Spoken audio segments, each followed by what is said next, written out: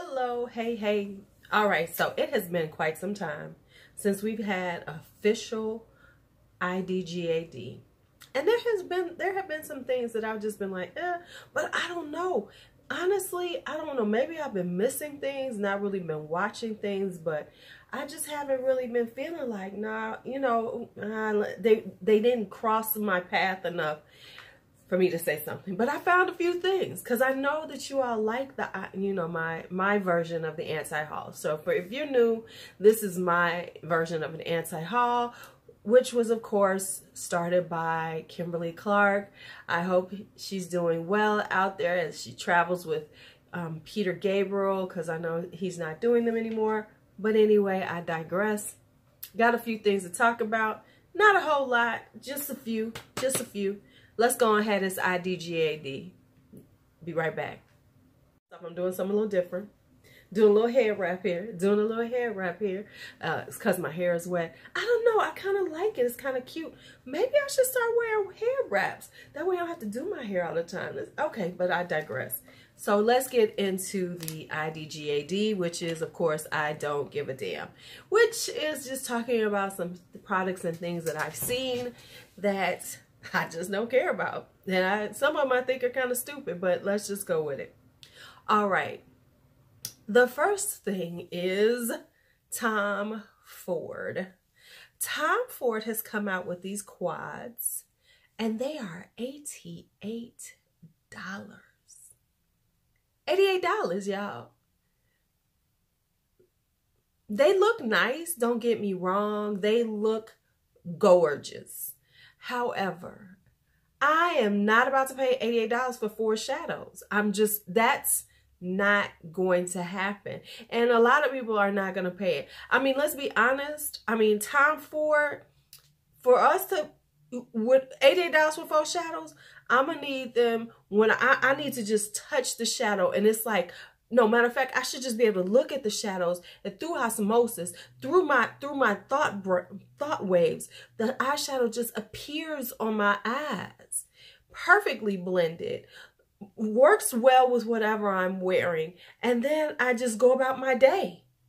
And then at the end of the day, it magically disappears for $88. I mean, Miss Pat is already bad enough with them 10 for $125. But damn, come on. Tarte and this Tarteist Pro Remix.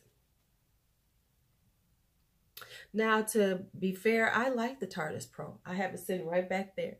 I do like it. I don't use it as much as I used to, but I think it's a really good palette for people who are trying to, especially when you first start doing makeup, doing your eyes, because it's really user-friendly and it really does help you see colors and all this other stuff. But okay, now we got the Tarte Remix.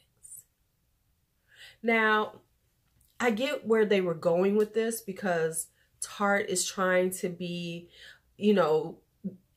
put some color, which we know this is totally, I bet you when they was in there trying to do this, they was like, well, what do we do, y'all? They were like, we're going to do color. Color? What do we do?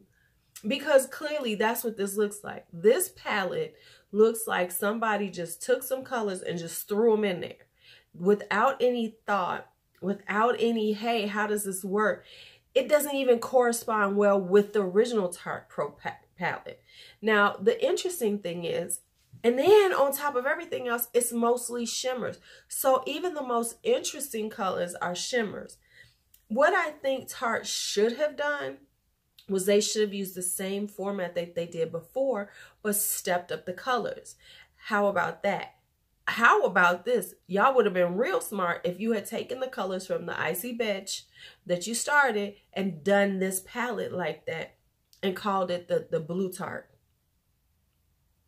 And everybody would have bought it. But if you were going to do this, it should have been the 4 rows of mattes, the 16 mattes, and then the shimmers. And then make them make sense like they did in the original one. Let's get that out and look at it. In the original one, the rows make sense. You can look at them and see that they make sense. You can do something with them. They make sense. This mess right here does not make sense. It doesn't look right. No one's gonna buy it, and then and then this is, I'm telling you, this is the self-sabotage, because then they can go, well, see, we tried to do that color thing. Everybody's been complaining about us, and we tried to do color, and this is what happens. So we're gonna go back to what we do. That's what they're gonna do. But they self-sabotage this one because it looks so crazy. It looks crazy. All right, so I know y'all like, what? Where's she at? Okay, I was in the process of editing, and then I remembered that this came up after I filmed this, and that is the Colourpop Spring Collection right here. Oh, my bad. It's the holiday collection for the end of the year, you know, winter time and everything. Okay, so now I know we should think warm thoughts because I'm in Chicago and it's about to get really cold here. But this right here is like, so, I mean, I'm not saying that everything has to be like Christmassy colors or anything like that. You know, it didn't have to be that. No, it did not. It could be, you know, but you would think icy colors. You know, icy. I got to give Kylie that, the icy blue, or, you know, or the deep, rich navies and the plums and things like that. Rich jade and or ruby colors and things like that. You know, if you didn't want to just go traditional red and green, okay, because you can only do red and green so much. But if you're going to do a holiday palette, I mean a holiday collection, it should look like it's a holiday when you going on holiday to the Caribbean. I'm just saying. I mean, I would like to go to the Caribbean for Christmas, but this is not, this right here is not what, you know, anyone thinks of a holiday. Now, let me say this. It could be because they're running out of things to do, because they're churning out so much product that it's ridiculous. I mean, let's think about it. They've had the Good Sport out. Ooh La La, which I like. What else have they put out? Oh, they've got the Bretman Rock that came out like, what, not even 2 weeks before this one came out? I bet you they're going to have another collection that comes out before Christmas. Mark my words on it. It's about to happen. Because, and don't get me wrong, I like some of this. I'm not saying that I don't like some of it. I don't like it for now. If I get it, I'm going to wait for it to go on sale. Because it's going to go on sale because ain't that many people buying it. Yeah. That's all I got for Colourpop right now. That's all I got. All right, next up is Nabla Cosmetics. Now, Nabla is an Italian brand, and they're, you know, I think they're pretty big over in Europe. But you know, of course, over here in America, we act like if you ain't here, we don't, y'all just a little, you just a little brand. Okay, but anyway, here's what it is. It's called the Poison Garden. Now, I'm going to show you the artwork that they, you know, previewed. And I saw this and I said, damn. I want this, because I might want this because the Poison Garden, and when you see the picture, it evokes thoughts of like beautiful, deep, dark blues and dark greens and purples, you know, very much like that, a very deep, dark palette, but of colors. Like I was thinking it was gonna be some deep dark greens, some deep dark purples, some like beautiful navy blues, and then going up from that scale and having, you know, different, you know, gradations of it, and throw in maybe, you know, since it is a poison garden, have like a drip of red, you know, because it's a poison garden. You could, I mean, you could, there's so many ways they could go with it, but this is the way they went. And this is not just any, it's just a neutral palette with a couple of colors in it. I mean, this is like, really? You all said Poison Garden, and you know, you're thinking you're going with the theme, and all it was not, we saw this, we decided we was going to throw this on here, but we was just going to do a regular old palette, which I thought we was going to do something special with that. No, the special was the damn artwork. That's all you getting. Quit tripping. Now buy this damn palette. Okay. Now, I'm going to say this, and I know you're going to, Beauty Blender. And it's not, okay, so here's my problem with Beauty Blender, and makes me laugh. I can't even get it out good. Okay, Beauty Blender. The thing that trips me out about Beauty Blender is not only that it's $20, and that's fine, you know, charge what you want. But why do people make such a big deal when they change the colors like this? Like, oh, it's a purple. Oh, they did a sapphire. And I mean, they announced it on Trend Move. Like, everybody's like, oh, it's a sponge, y'all. At the end of the day, you're gonna put your makeup on with it and clean it. What does it matter what color the damn thing is? And that says something about Beauty Blender as a company. Now, yeah, they came out with their foundation, but it makes me wonder who's in R&D, who's in marketing.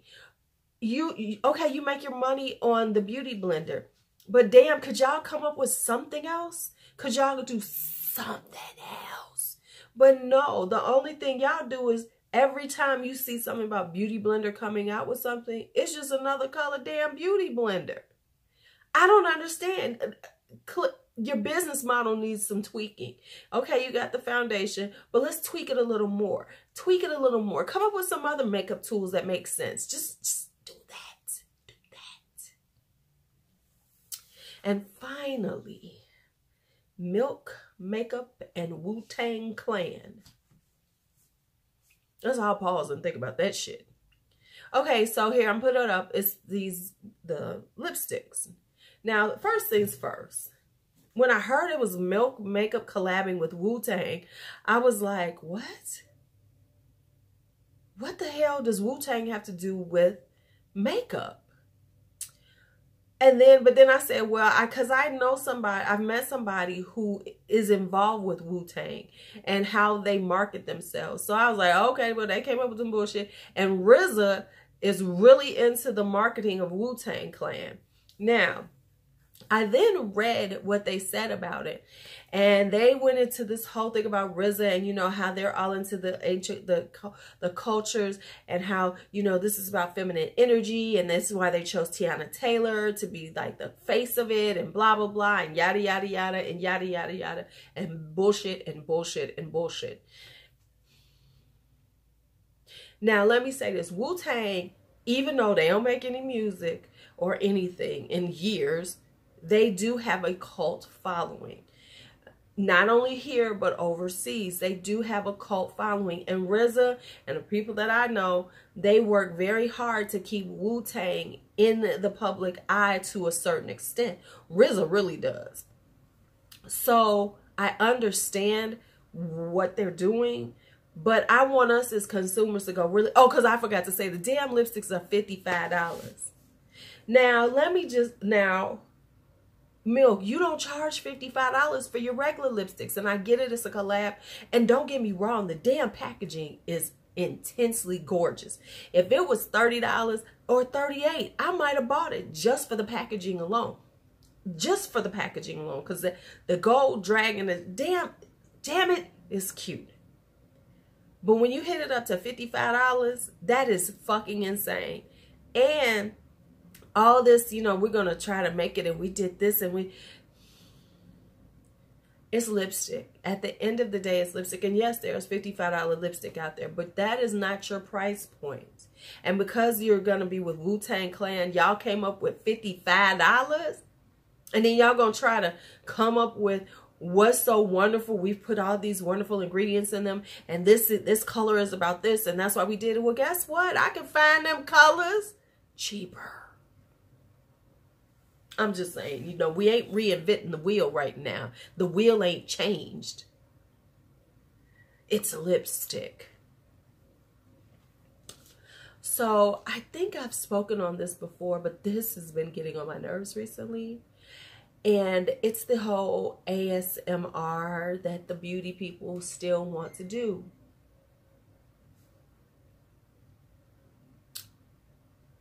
Let's just talk about that for a second.